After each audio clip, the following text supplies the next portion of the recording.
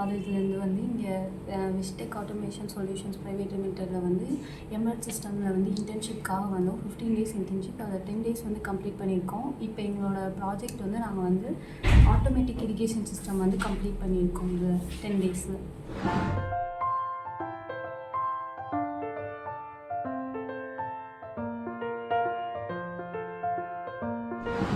First ப்ராஜெக்டோட name வந்துட்டு automation irrigation. இதில் நம்ம என்னென்ன காம்போனன்ட்ஸ் யூஸ் பண்ணியிருக்கோம்னா, ஒரு Arduino board, 2 different colour LED use பண்ணியிருக்கோம், ஒரு மோட்டார் யூஸ் பண்ணியிருக்கோம், அடுத்து ஒரு LCD டிஸ்பிளே யூஸ் பண்ணியிருக்கோம்.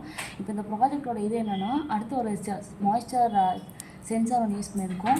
இங்கே வந்துட்டு மாய்ஸ்சர் சென்சார் வந்துட்டு நம்ம தண்ணியில் வெட்டாச்சுன்னா நமக்கு வந்து ஒயிட் LED டிஸ்பிளே ஆகும். LCD டிஸ்பிளேல வந்துட்டு வெட்டில் வந்து நமக்கு டிஸ்பிளே ஆகும்.